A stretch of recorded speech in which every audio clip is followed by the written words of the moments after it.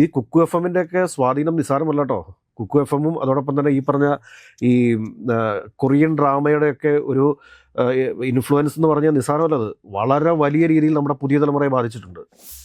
ഈ Johnny വാക്കറിൻ്റെയും Sreevas ശ്രീകളുടെയും tax കുറച്ചു കൊടുത്തു എന്ന് പറഞ്ഞു കഴിഞ്ഞാൽ അവർ വിശ്വസിക്കും. കാരണം അവർക്ക് 78% ടാക്സിന് പുറമെ ഈ പറഞ്ഞ കസ്റ്റംസ് ഡ്യൂട്ടി ഉണ്ടെന്നും അല്ലെങ്കിൽ ഇറക്കുമതി തീരുവയുണ്ടെന്നും ഉള്ള കാര്യത്തെക്കുറിച്ച് ഇവർക്ക് അറിയില്ല. ഇവരിതിനെക്കുറിച്ച് പഠിച്ചിട്ടില്ല. നമ്മുടെ പുതിയ തലമുറയ്ക്ക് രാഷ്ട്രീയപരമായിട്ടുള്ള ഒരു മാനസികാവസ്ഥയിൽ വലിയ മാറ്റങ്ങൾ ഉണ്ടായിട്ടുണ്ട്. അവരുടെ മനസ്സിനെ മാനിപ്പുലേറ്റ് ചെയ്യാൻ വേണ്ടിയിട്ടുള്ള ഏറ്റവും വലിയ കാര്യമാണ് റീൽസ്. 5 ലക്ഷം കോടി രൂപ ഈ കാർഡിലുണ്ടാവും. ഈ വൈനിൻ്റെ വില 5 കോടി രൂപയാണ്. ഈ ഡ്രിങ്ക്സിന് ഇത്ര വിലയാണ്. ഇത് കേൾക്കുമ്പോൾ തന്നെ മനുഷ്യൻ്റെ സാധാരണ ലോജിക്കിന് നിരക്കുന്ന കാര്യമാണ് ഇതൊക്കെ. ഇതെല്ലാം കാണുന്നത് ബിലോ 15 വയസ്സിന് താഴെയുള്ള ആളുകളാണ്. ബിലോ 15 ഇയേഴ്സുകാരാണ് ഇത് മൊത്തം കണ്ടുകൊണ്ടിരിക്കുന്നത്. ഇവരുടെ ബ്രെയിൻ മൊത്തത്തിൽ ഇൻഫ്ലുവൻസ് ചെയ്യപ്പെടുന്നുണ്ട്. നമസ്കാരം. ദേശീയ തലത്തിലടക്കം ഒരുപാട് കാലം പ്രശംസ ഏറ്റുവാങ്ങിയ ഒന്നാണ് മലയാളിയുടെ അല്ലെങ്കിൽ കേരളത്തിൻ്റെ രാഷ്ട്രീയ പ്രബുദ്ധത എന്ന് പറയുന്നത്.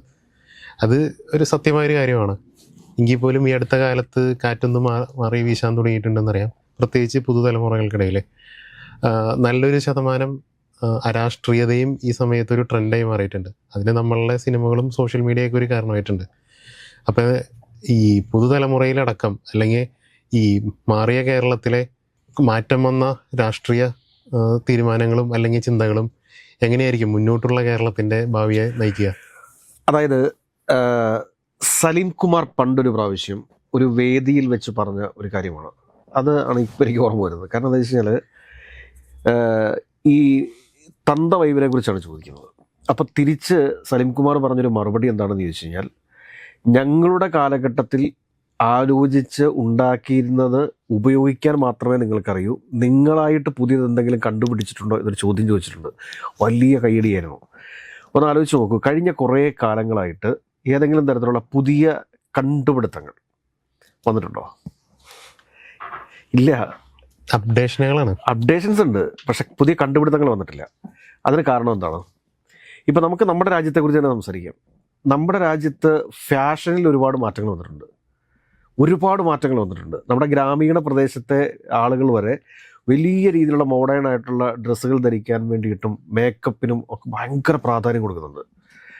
എന്നാൽ ഈ മേക്കപ്പൊക്കെ ഇട്ട് നടക്കുന്ന ആളുകളുടെ അടുത്ത് പോയിട്ട് നമ്മൾ സംസാരിച്ച് കഴിഞ്ഞാൽ, ഇന്ന് രാവിലെ ഞാനൊരു റീൽ കണ്ടു. വളരെ വിജ്ഞാനപ്രദമായിട്ടുള്ള റീലാണ്. ഒരു സ്ത്രീ കൊണ്ടുപോയി കാർ നിർത്തുന്നു. കാർ നിർത്തിയതിന് ശേഷം, അത് ബിഗ് ബോസൊക്കെ ഉണ്ടായിരുന്നൊരു പയ്യനാണ്, അവരോട് ചോദിക്കുന്നു, എന്താ പരിപാടി, നമുക്കൊന്ന് ഔട്ടിങ്ങിന് പോയാലെന്ന് ചോദിക്കുന്നു. അപ്പോൾ അവൻ പറയുന്നു, ഇല്ല, ഞാനവിടത്തേക്കും ഇല്ല, എനിക്കെൻ്റെ കരിയറാണ് വലുതെന്ന് പറയാണ്.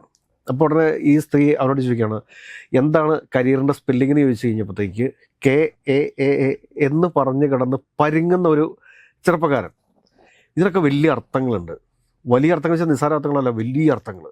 അതായത് നമ്മളുടെ യൂണിവേഴ്സിറ്റികളിൽ നിന്നും നമ്മുടെ ക്യാമ്പസുകളിൽ നിന്നും പഠിച്ചിറങ്ങുന്ന വിദ്യാർത്ഥികൾ പാൻറ്റും ഷർട്ടും ഇൻസേർട്ട് ചെയ്യാൻ പഠിച്ചിട്ടുണ്ട് എന്നുള്ളതിനപ്പുറത്തേക്ക് ഒരു ലോജിക്കുമില്ലാത്ത പല കാര്യങ്ങളുടെയും പുറകെയാണ്. അതിൻ്റെ ഏറ്റവും പ്രധാനപ്പെട്ട ഒരു വസ്തുത എന്ന് പറഞ്ഞു കഴിഞ്ഞാൽ നമ്മുടെ ഇലക്ട്രോണിക്സ് ഉപകരണങ്ങളുടെ ഉപയോഗം തന്നെയാണ്, സോഷ്യൽ മീഡിയയുടെ ഉപയോഗമാണ്. ഒന്ന് ആലോചിച്ച് നോക്കൂ, ഇപ്പോൾ നമ്മുടെ സോഷ്യൽ മീഡിയയിൽ ഇപ്പോൾ ഇൻസ്റ്റാഗ്രാം തുറന്നാലും ഫേസ്ബുക്ക് തുറന്നു കഴിഞ്ഞാലും വരുന്ന ഒരു കാര്യമാണ് കുക്കു FM. അതോടൊപ്പം തന്നെ കൊറിയൻ ഡ്രാമകൾ. ഈ കൊറിയൻ ഡ്രാമകൾക്കകത്തൊക്കെ പറയുന്ന കാര്യങ്ങൾ എന്താണ്? ഒരാൾ ഒരു വീട്ടുവേലക്കാരനായിട്ട് വരുന്നു. വീട്ടുവേലക്കാരനായിട്ട് വന്നതിന് ശേഷം അവൻ ഈ ലോകത്തെ ഏറ്റവും വലിയ കോടീശ്വരനായിരുന്നു. അവന് 5 ലക്ഷം കോടിയുടെ അല്ലെങ്കിൽ 10 ലക്ഷം കോടിയുടെ പൈസ അവൻ്റെ അക്കൗണ്ടിലുള്ള ഒരാളാണ്. അതിനുശേഷം ഒരു സുപ്രഭാതത്തിൽ പെട്ടെന്ന് അവൻ തിരിച്ചറിയുന്നു, ഇത് നേരെ തിരിച്ചിടുന്നു, മറിച്ചിടുന്നു, ആളുകൾക്കിടയിൽ ഒരു ക്യൂരിയോസിറ്റി ഉണ്ടാക്കി വയ്ക്കുന്നു. അപ്പോൾ റിയൽ ലൈഫുമായിട്ട് ഇതിനെന്തൊക്കെ എന്തെങ്കിലും ബന്ധമുണ്ടോ? നമ്മുടെ റിയൽ ലൈഫുമായിട്ട് ഇതിനെന്തെങ്കിലും ബന്ധമുണ്ടോ? ഇതൊക്കെ TV സീരിയലുകൾ പോലത്തെ ഇതൊക്കെല്ലാം ഒരു ഇമാജിനേഷനാണ്. ഇല്ലാത്ത ഒരു യൂണിവേഴ്സ് ഇവിടെ സൃഷ്ടിച്ചു കൊടുക്കുകയാണ് നമ്മുടെ പുതിയ തലമുറയ്ക്ക്. ഇവരൊക്കെ ഇപ്പോഴും കരുതിക്കൊണ്ടിരിക്കുന്നത് എന്താണെന്ന് ചോദിച്ചു കഴിഞ്ഞാൽ, ഈ ഇങ്ങനെയുള്ള ഈ കുക്കു FM-ൻ്റെ ഒക്കെ സ്വാധീനം നിസ്സാരമല്ല കേട്ടോ. കുക്കു FM-ഉം അതോടൊപ്പം തന്നെ ഈ പറഞ്ഞ ഈ കൊറിയൻ ഡ്രാമയുടെയൊക്കെ ഒരു ഇൻഫ്ലുവൻസ് എന്ന് പറഞ്ഞാൽ നിസ്സാരമല്ല. അത് വളരെ വലിയ രീതിയിൽ നമ്മുടെ പുതിയ തലമുറയെ ബാധിച്ചിട്ടുണ്ട്, വളരെ വലിയ രീതിയിൽ.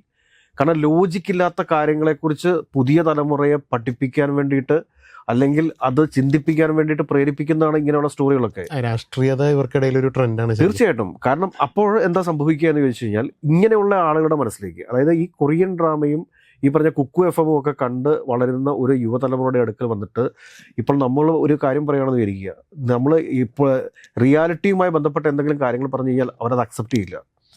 മറിച്ച് അവിടെ വന്നിട്ട് ഞാൻ പറയുകയാണ്, പൊതുമേഖലാ സ്ഥാപനങ്ങൾ സ്വകാര്യവൽക്കരിച്ചു കഴിഞ്ഞാൽ ഇവിടെ ബിടെക്കുകാർക്ക് തൊഴിൽ കിട്ടുമെന്ന് പറഞ്ഞു കഴിഞ്ഞാൽ അങ്ങനെയുള്ള ആളുകൾ വിശ്വസിക്കും.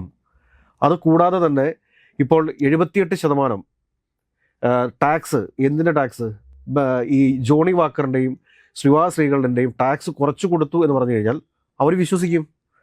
കാരണം അവർക്ക് 78% ടാക്സിന് പുറമെ ഈ പറഞ്ഞ കസ്റ്റംസ് ഡ്യൂട്ടി ഉണ്ടെന്നും അല്ലെങ്കിൽ ഇറക്കുമതി തിരിവുണ്ടെന്നും ഉള്ള കാര്യത്തെക്കുറിച്ച് ഇവർക്ക് അറിയില്ല. ഇവരിതിനെക്കുറിച്ച് പഠിച്ചിട്ടില്ല. ഇവരുടെ മനസ്സിൽ കിടക്കുന്നത് എന്താ വെച്ചാൽ ലക്ഷങ്ങൾ ഒരു ദിവസം കൊണ്ട് എങ്ങനെ കോടീശ്വരനായിട്ട് മാറാം എന്നുള്ള ചിന്തയാണ് ഇവരുടെ മനസ്സിൽ കിടക്കുന്നത്. അപ്പോൾ അങ്ങനെയുള്ള ആളുകളുടെ മനസ്സിനെ മാനിപ്പുലേറ്റ് ചെയ്യാൻ വേണ്ടിയിട്ട് അല്ലെങ്കിൽ ഒരു സ്വപ്ന ലോകത്തേക്ക് കൂട്ടിക്കൊണ്ടു പോകാൻ വേണ്ടി എളുപ്പമാണ്. ഇപ്പോൾ തന്നെ നമ്മൾ വിഴിഞ്ഞം പോർട്ടുമായി ബന്ധപ്പെട്ട കാര്യങ്ങൾ ചർച്ച ചെയ്യുന്നു. വിഴിഞ്ഞം പോർട്ടുമായിട്ടുള്ള വിഷയം ചർച്ച ചെയ്യുന്ന സമയത്ത് എന്താണ് പ്രശ്നം എന്നാണ്, നിയമസഭയ്ക്കകത്ത് മുഖ്യമന്ത്രി നടത്തിയ ഒരു പ്രസ്താവനയാണ് ഇവിടെ പ്രശ്നമായിട്ട് വരുന്നത്. എന്നാൽ ഇതിനെ അനുകൂലിച്ചുകൊണ്ട് ഈ കൊറിയൻ ഡ്രാമ കാണുന്ന കുറേ പിള്ളേരുണ്ടെന്നേ. നമ്മളൊക്കെ എന്തെങ്കിലും ഒരു കാര്യം യാഥാർത്ഥ്യമുള്ള ഒരു കാര്യം പറഞ്ഞു കഴിയുമ്പോഴത്തേക്ക് അതിനടിയിൽ വന്ന് തെറി എഴുതാൻ വേണ്ടിയിട്ടുണ്ട്. കാരണം അവർ സ്വപ്നം കാണുന്നത് എങ്ങനെയാണ്, അദാനി വന്നു ഇവിടെ ഇതാക്കി, അത് അവിടെ ചെയ്യുന്നു ഇവിടെ ചെയ്യുന്നു, അല്ലെങ്കിൽ ഇവിടുന്ന് നിന്ന് എനിക്ക് ലക്ഷക്കണക്കിന് രൂപ ശമ്പളം കിട്ടുന്നു. ഇവിടെ ഇപ്പോൾ അദാനി 2015 വന്നാണ്, ഞാൻ പറഞ്ഞല്ലോ ഇനി ജോലി ഓപ്പർച്യൂണിറ്റീസ് നമുക്കുണ്ട്, തീർച്ചയായിട്ടും നമുക്ക് ജോബ് ഓപ്പർച്യൂണിറ്റീസ് വരും. പക്ഷേ ആ ജോബ് ഓപ്പർച്യൂണിറ്റീസിനനുസരിച്ച് നമ്മുടെ ഇവിടുത്തെ യൂണിവേഴ്സിറ്റികളെ അപ്ഡേറ്റ് ചെയ്യണ്ടേ, അതിനെ പറ്റിയ കോഴ്സുകൾ കൊണ്ടുവരണ്ടേ. ഇപ്പോൾ നമ്മൾ കേരളത്തിലെ ക്യാമ്പസുകളിൽ കൂടെ മുഴുവൻ പോകാതിരിക്കുക. 6 മാസം കൊണ്ട് അദാനി ഈ പറഞ്ഞ 335 ഏക്കർ സ്ഥലത്ത് വെയർ ഹൗസുകൾ സ്ഥാപിച്ചു എന്നിരിക്കുക, അല്ലെങ്കിൽ അതുമായി അനുബന്ധ ആക്ടിവിറ്റീസ് എല്ലാം സ്ഥാപിച്ചു എന്നിരിക്കുക. അതുമായി ബന്ധപ്പെട്ട് ഇവിടെ നിന്ന് പ്രവൃത്തി പരിചയമുള്ള എത്ര പേരുണ്ട്? അല്ലെങ്കിൽ ലോജിസ്റ്റിക്സുമായിട്ട് ബന്ധപ്പെട്ട് ഞാൻ പറഞ്ഞില്ല, ഞാൻ നേരത്തെ ഒരു ഡിബേറ്റ് പറഞ്ഞിട്ടുള്ളതാണ്, ഇവിടെയുള്ള ഈ സർട്ടിഫിക്കറ്റ് കോഴ്സുകളെ കുറിച്ചല്ല ഞാൻ പറയുന്നത്. ലോജിസ്റ്റിക്സ് ഒറിജിനലായിട്ട് ഹാൻഡിൽ ചെയ്യേണ്ടതിനെ കുറിച്ചുള്ള കോഴ്സ്, മെഷീനറികളെ കുറിച്ച്, സേഫ്റ്റി മെത്തേഡ്സിനെ കുറിച്ചൊക്കെ കൃത്യമായി ധാരണയുള്ള എത്ര ആളുകൾ നമ്മുടെ കേരളത്തിലുണ്ട്?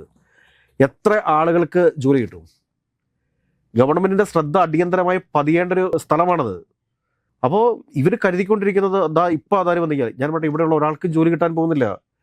കൃത്യമായിട്ട് അവിടെയുള്ള ജോബ് ഓപ്പർച്യൂണിറ്റീസ് എന്താണെന്ന് മനസ്സിലാക്കി അതിനനുസരിച്ചിട്ടുള്ള കോഴ്സുകൾ പഠിച്ചിറങ്ങാത്ത പക്ഷം അന്യ സംസ്ഥാന തൊഴിലാളികൾ വന്ന് പണിയെടുക്കോടെ, അല്ലെങ്കിൽ തമിഴ്നാട്ടിൽ നിന്നുള്ള ആളുകൾ അവിടെ വന്ന് പണിയെടുക്കും. ഇപ്പോൾ തന്നെ അദാനി ഇവിടെ ഈ പറഞ്ഞ സംഭവം വെയർ ഹൗസുകൾ റെഡിയാക്കുമ്പോൾ തന്നെ മറ്റ് സംസ്ഥാനങ്ങളിൽ ഒരുപക്ഷെ ഏതെങ്കിലുമൊക്കെ യൂണിവേഴ്സിറ്റികളോ ഗവൺമെൻറ്റുകളോ ഒക്കെ അതിനനുസരിച്ചിട്ടുള്ള ആളുകളെ പരിശീലിപ്പിച്ച് തുടങ്ങിയിട്ടുണ്ടാവും. നമ്മുടെ സർക്കാർ തന്നെ ചെയ്യുന്നുണ്ട്. ഇപ്പോൾ നമ്മുടെ സർക്കാരിനും ഒരുപാട് സ്കിൽ ഡെവലപ്മെൻറ്റ് സംവിധാനങ്ങളൊക്കെ ഉണ്ടല്ലോ. ആരെങ്കിലും എന്തെങ്കിലും പറയുന്നുണ്ടോ അതിനെക്കുറിച്ച്? പറയുന്നില്ലല്ലോ. അപ്പോൾ നമ്മുടെ കേരളത്തിലെ വിദ്യാർത്ഥികളുടെ അല്ലെങ്കിൽ ന്യൂ ജെൻസി തലമുറയുടെ മൈൻഡിനെ മൊത്തം ഇവിടെ മറ്റേതൊരു യൂണിവേഴ്സിലേക്ക് കൊണ്ടാക്കിയിരിക്കുകയാണ്. അവരുടെ ചിന്തകളിൽ അവരെ ഇപ്പോൾ സംസാരിക്കുന്നത്, ഇപ്പോൾ നമ്മുടെ വീടുകളിലൊക്കെ തന്നെയാണെങ്കിലും അല്ലെങ്കിൽ അയൽപക്കത്തെ വീടുകളിലാണെങ്കിലും നമ്മുടെ സുഹൃത്തുക്കളുടെ വീടുകളിലായിക്കോട്ടെ, നമ്മൾ ചെല്ലുന്ന സമയത്ത് അവരുടെ മക്കൾക്ക് വാങ്ങിക്കാൻ താല്പര്യമുള്ള കാർ ഏതായിരിക്കും അറിയോ? ഏറ്റവും കുറഞ്ഞത് പറയുന്നത് BMW ആയിരിക്കും. പിന്നെ പറയുന്ന ലംബോർഗിനി ഉൾപ്പെടെയുള്ള വണ്ടികൾ ഞാൻ വാങ്ങും എന്നുള്ള രീതിയിലേക്കാണ് ആളുകൾ പറയുന്നത്. അത് എന്താണെന്ന് ചോദിച്ചു കഴിഞ്ഞാൽ ഈ പറഞ്ഞ കുക്കു FM-ഉം അതോടൊപ്പം തന്നെ ഈ പറഞ്ഞ കൊറിയൻ ഡ്രാമയും ഒക്കെ നമ്മുടെ വിദ്യാർത്ഥികളുടെ, നമ്മുടെ ന്യൂജൻസിയുടെ ഇതിലേക്ക് അടിച്ചു കയറ്റി വെക്കുന്ന ഒരു ബ്രെയിൻ വാഷിംഗ് ഉണ്ട്, അല്ലെങ്കിൽ ഒരു നരേറ്റീവ് ഉണ്ട്. അതുകൊണ്ടാണ് ഇവിടെ നമ്മുടെ നാട്ടിൽ എന്തുകൊണ്ടാണ് ഈ എളുപ്പത്തിൽ പൈസ ഉണ്ടാക്കാൻ വേണ്ടിയിട്ട്, കോടീശ്വരനാകാൻ വേണ്ടിയിട്ട് MDMA കച്ചവടത്തിന് പോകുന്നവരില്ലേ, സ്വർണ്ണക്കള്ളക്കടത്തിന് പോകുന്നവരില്ലേ, പിടിക്കപ്പെടുകയല്ലേ? എന്നിട്ട് കഞ്ചാവ് കടത്താൻ പോകുന്നില്ലേ, പിടിക്കപ്പെടുകയല്ലേ? എന്നിട്ട് 2-3 പ്രാവശ്യം പോയി ഇവർ ലക്ഷങ്ങൾ ഉണ്ടാക്കുമായിരിക്കും. പക്ഷെ ആ ലക്ഷങ്ങളും പോകും, മാനവും പോവും, കുടുംബവും പോവുകയല്ലേ ചെയ്യുന്നത്. നമ്മുടെ സമൂഹത്തിലെ രാഷ്ട്രീയ മാറ്റം ഉണ്ടായിട്ടുണ്ട്. നമ്മുടെ പുതിയ തലമുറയ്ക്ക് രാഷ്ട്രീയപരമായിട്ടുള്ള ഒരു മാനസികാവസ്ഥയിൽ വലിയ മാറ്റങ്ങൾ ഉണ്ടായിട്ടുണ്ട്. അവരുടെ മനസ്സിനെ മാനിപ്പുലേറ്റ് ചെയ്യാൻ വേണ്ടിയിട്ടുള്ള ഏറ്റവും വലിയ കാര്യമാണ് റീൽസ്. നമ്മുടെ പല രാഷ്ട്രീയ നേതാക്കന്മാരും എന്തുകൊണ്ടാണ് ഇന്ന് റീൽസ് ഇടുന്നത്? റീൽസിൽ കൂളിംഗ് ഗ്ലാസ് വെച്ച് നടക്കുന്നതും കാറിൽ നിന്നിറങ്ങി റോഡിൽ കൂടി നടന്നു പോകുന്നതും അല്ലെങ്കിൽ നമ്മുടെയൊക്കെ സിനിമയിലെ നായകന്മാരെ അനുസ്മരിപ്പിക്കുന്ന വിധം നടക്കുന്നതും കരുതുന്നത് എന്താണ്? അങ്ങനെ റീൽസ് ഇട്ട് നടക്കുന്നവരാണ് കേരളത്തിലെ ഏറ്റവും വലിയ നേതാക്കന്മാരെന്നാണ്. എന്നാൽ അവരുടെയൊക്കെ പ്രധാനപ്പെട്ട സംഭാവനകൾ എടുത്തൊന്ന് പരിശോധിച്ച് നോക്കിക്കോളൂ. അവർ MP ആയിട്ടിരിക്കുന്ന സമയത്തും MLA ആയിട്ടിരിക്കുന്ന സമയത്തും മന്ത്രി ആയിട്ടിരിക്കുന്ന സമയത്തും ഈ നാടിന് എന്തെങ്കിലും ഗുണം അവരെ കൊണ്ടുണ്ടായിട്ടുണ്ടോ എന്ന് പരിശോധിച്ച് നോക്ക്. റീൽസ് ഇട്ട് നടക്കുന്ന ആളുകളുടെ കാര്യമാണ് ഞാൻ പറയുന്നത്. എന്നാൽ അതിനപ്പുറത്തേക്ക് വളരെ സൈലൻ്റ് ആയിട്ട് അച്ചീവ്മെൻറ്റ് നടത്തിയിട്ടുള്ള എത്രയോ ആളുകളുണ്ട്. അതിനെനിക്ക് ഏറ്റവും വലിയ ഉദാഹരണം പറയാനുള്ളത് ഈ ജോസഫ് വാഴയ്ക്കൻ്റെ കാര്യത്തിലാണ്. മൂവാറ്റുപുഴ നിയോജക മണ്ഡലത്തിൽ ഇത്രയും അധികം വികസന പ്രവർത്തനങ്ങൾ കൊണ്ടുവന്നൊരു വ്യക്തിയാണ് ജോസഫ് വാഴയ്ക്കൻ. അദ്ദേഹത്തിന് റീൽസ് ഇടാൻ പറ്റിയിട്ടില്ല, PR വർക്ക് ചെയ്യാൻ പറ്റിയിട്ടില്ല എന്ന ഒറ്റ കാരണം കൊണ്ടാണ് 2016 അദ്ദേഹം അവിടെ പരാജയപ്പെട്ടു പോകുന്നത്, മൂവാറ്റുപുഴയിൽ പരാജയപ്പെട്ടു പോകുന്നത്. അപ്പോൾ മൊത്തത്തിൽ ഒരു രാഷ്ട്രീയ മാറ്റം കേരളത്തിൽ ആളുകളുടെ മനസ്സിലുണ്ടായിട്ടുണ്ട്. നേരത്തെ കമ്മ്യൂണിസ്റ്റുകാരനായ അപ്പൻ്റെ മകനും കമ്മ്യൂണിസ്റ്റ് ആകുമായിരുന്നു, അദ്ദേഹത്തിൻ്റെ മകനും കമ്മ്യൂണിസ്റ്റ് ആകുമായിരുന്നു, അല്ലെങ്കിൽ കോൺഗ്രസ് ആകുമായിരുന്നു. ഇതൊക്കെ മാറി. ഇപ്പോൾ ആരാണോ ഹീറോ ആയിട്ട് നടക്കുന്നത്, ആരാണോ ഹീറോ ആയിട്ട് കൂടുതൽ റീൽസ് ഇടുന്നത്, ആരാണോ ബൈക്ക് റൈസിങ് നടത്തുന്നത്, എന്തുകൊണ്ടാണ് പല ഡാൻസ് കളി അറിയാൻ പോലും പാടില്ലാത്ത ആളുകൾക്ക് ഡാൻസ് കളിക്കേണ്ടി വരുന്നതിന് കാരണം എന്താ? പുതിയ തലമുറയ്ക്കിടയിലെ ട്രെൻഡ് അതാണ്. നമ്മുടെ പുതിയ തലമുറ എന്ന് വെച്ചാൽ നോളജബിൾ ആയിട്ടല്ല വളരുന്നത്, അവരുടെ വർദ്ധിക്കുന്ന അറിവല്ല, അവരുടെ മനസ്സിലേക്ക് ഇടിച്ചു കയറിയിരിക്കുന്നത് എന്താണോ എന്ന് ചോദിച്ചു കഴിഞ്ഞാൽ ഞാൻ ഈ പറഞ്ഞ കാര്യങ്ങളാണ്. കൊറിയൻ ഡ്രാമയുടെ വലിയൊരു ഇമ്പാക്റ്റ് അവർക്കുണ്ടായിട്ടുണ്ട്, വലിയ രീതിയിൽ അവരെ ഇൻഫ്ലുവൻസ് ചെയ്തിട്ടുണ്ട്. അറിവ് നേടുക എന്ന നേരത്തെയൊക്കെ എന്ന് പറഞ്ഞു കഴിഞ്ഞാൽ ലൈബ്രറികൾ നിറഞ്ഞ കവിയുമായിരുന്നു നാട്ടുമ്പുറങ്ങളിലെ. ഇപ്പം ലൈബ്രറിയിൽ ആളുണ്ടോ? ഇപ്പം എല്ലാവരും ഈ റീൽസ് കണ്ടുകൊണ്ടിരിക്കുകയല്ലേ. തിങ്കിങ് കപ്പാസിറ്റിയിലുള്ള ഒരു കുറവൊരു പ്രശ്നമാണ്. അതപ്പോൾ നമ്മളൊരു കാര്യം മനസ്സിലാക്കേണ്ടത് വെച്ച് കഴിഞ്ഞാൽ രാഷ്ട്രീയം മാറിക്കൊണ്ടിരിക്കുകയാണ്. നമ്മളുടെ കുട്ടികളുടെ അല്ലെങ്കിൽ നമ്മുടെ തലമുറയെ ആർക്ക് വേണമെങ്കിലും മാനിപ്പുലേറ്റ് ചെയ്യാം. ഇത് ഗ്ലോബലി സംഭവിച്ചുകൊണ്ടിരിക്കുന്ന ഒരു കാര്യമാണ്. ഇന്ത്യ പോലുള്ള ഒരു രാജ്യത്ത് ഏറ്റവും കൂടുതൽ മാൻപവറുള്ള ഒരു രാജ്യമാണ് ഇന്ത്യ എന്ന് പറയുന്നത്. ഈ ലോകത്തിൻ്റെ ഏത് ഭാഗത്ത് നിന്ന് കഴിഞ്ഞാൽ ഇന്ത്യക്കാരുണ്ടാവും. അപ്പോൾ ഇതിനകത്തൊക്കെ കൃത്യമായൊരു ഇടപെടലുകൾ ആര് നടത്തുമെന്ന് ചോദിച്ചു കഴിഞ്ഞാൽ അതാർക്കും അറിയില്ല. ഇതാര് നടത്തും? ഇതെന്തെങ്കിലും ഇങ്ങനെ പറഞ്ഞു കഴിഞ്ഞാൽ ഉടനെ എന്താ സംഭവിക്കുക എന്ന് ചോദിച്ചു കഴിഞ്ഞാൽ ശക്തമായ ഒരു സൈബർ അറ്റാക്ക് നമുക്ക് നേരിടേണ്ടി വരും. എങ്കിലും പറയാതിരിക്കാൻ വേണ്ടിയിട്ട് വയ്യ, ഈ പറഞ്ഞ കൊറിയൻ ഡ്രാമയും ഈ പറഞ്ഞ കുക്കു FM പോലുള്ള സംവിധാനങ്ങളൊക്കെ നമ്മുടെ നാട്ടിൽ ഇപ്പം നേരത്തെ ഉണ്ടായിരുന്നു. മംഗളം മനോരമ പോലുള്ള പ്രസിദ്ധീകരണങ്ങളുണ്ടായിരുന്നു. പക്ഷെ ആ പ്രസിദ്ധീകരണങ്ങളിലും ഗ്രാമീണ കഥകളാണ് പറഞ്ഞുകൊണ്ടിരുന്നത്. ഗ്രാമത്തിൽ സംഭവിക്കാൻ സാധ്യതയുള്ള കഥകളാണ് ജോസി വാഗമറ്റവും അങ്ങനെയുള്ള ആളുകളൊക്കെ എഴുതിക്കൊണ്ടിരുന്നത്. ബാറ്റം ബോസൊക്കെ എഴുതിക്കൊണ്ടിരുന്നത്, ഡിറ്റക്റ്റീവ് കഥയൊക്കെ എഴുതിക്കൊണ്ടിരുന്നത്. പക്ഷെ ഇന്ന് അങ്ങനെയല്ല. ഇന്നെന്ന് പറഞ്ഞാൽ സാങ്കല്പികമാണെല്ലാം, എല്ലാം സാങ്കല്പികമാണ്. കാരണം ജീവിതവുമായിട്ട് യാതൊരു ബന്ധവുമില്ലാത്ത കാര്യങ്ങളാണ് നമ്മുടെ കുട്ടികളുടെ തലയിലേക്ക് വന്ന് കയറുന്നത്, റീൽസായിട്ട് വന്ന് കയറുന്നത്, അല്ലെങ്കിൽ ഈ പറഞ്ഞ കൊറിയൻ ഡ്രാമയായിട്ടും കുക്കു FM ആയിട്ടും വന്ന് കയറുന്നത്. ഒന്ന് ആലോചിച്ച് നോക്കുന്നേ, 5 ലക്ഷം കോടി രൂപ ഈ കാർഡിലുണ്ടാവും. ഈ വൈനിൻ്റെ വില 5 കോടി രൂപയാണ്. ഈ ഡ്രിങ്ക്സിന് ഇത്ര വിലയാണ്. ഇത് കേൾക്കുമ്പോൾ തന്നെ മനുഷ്യൻ്റെ സാധാരണ ലോജിക്കിന് നിരക്കുന്ന കാര്യമാണോ? അതൊക്കെ സാധാരണ ഒരു ലോജിക്കിന് നിരക്കുന്ന കാര്യമാണോ? എന്നിട്ടും അതെന്തുകൊണ്ട് ഇവിടെ നമ്മുടെ കുട്ടികളെ കാണാൻ വേണ്ടിയിട്ട് അനുവദിക്കുന്നു എന്നുള്ളതാണ് ചോദ്യം. ഇങ്ങനെയുള്ള റീൽസുകളൊക്കെ പോകുന്നത് മില്യനാണ്. പല വികസിത രാജ്യങ്ങളിലും 16 വയസ്സിന് താഴെയുള്ളവർക്ക് സോഷ്യൽ മീഡിയ ബാൻഡാണ്. നമ്മുടെ രാജ്യത്തും അത് പറയേണ്ടതാണത്. കാരണം എന്താ വെച്ച് കഴിഞ്ഞാൽ മില്യൺ കണക്കിന് വ്യൂസാണ് ഞാൻ ഈ പറഞ്ഞ ഇതിന് പോകുന്നത്. ഇതെല്ലാം കാണുന്നത് ബിലോ 15 വയസ്സിന് താഴെയുള്ള ആളുകളാണ്. ബിലോ 15 ഇയേഴ്സുകാരാണ് ഇത് മൊത്തം കണ്ടുകൊണ്ടിരിക്കുന്നത്. ഇവരുടെ ബ്രെയിൻ മൊത്തത്തിൽ ഇൻഫ്ലുവൻസ് ചെയ്യപ്പെടുന്നുണ്ട്. അതാണ് നമ്മുടെ പൊളിറ്റിക്സിലും ഇന്ന് സംഭവിച്ചുകൊണ്ടിരിക്കുന്നത്. അതുകൊണ്ട് തന്നെ നമുക്ക് പറഞ്ഞവസാനിപ്പിക്കാൻ സാധിക്കും. കാരണം നമ്മുടെ നാട്ടിലെ പൊളിറ്റിക്സ്, രാഷ്ട്രീയത്തിൻ്റെ മനസ്സ് മാറിയിരിക്കുന്നു. അവർക്കിപ്പോൾ രാഷ്ട്രീയം എന്ന് പറഞ്ഞു കഴിഞ്ഞാൽ നാടിന് വേണ്ടി നന്മ ചെയ്യുന്നവരായിരിക്കില്ല അവരുടെ രാഷ്ട്രീയ നേതാവ്. അവരുടെ രാഷ്ട്രീയ നേതാവ് എന്ന് പറയുന്നത് റീൽസ് ഇട്ട് കളിക്കുന്ന ഹീറോമാർ മാത്രമാണ്. അവരെന്ത് ചെയ്തു എന്നുള്ളത് അവർ നോക്കത്തില്ല.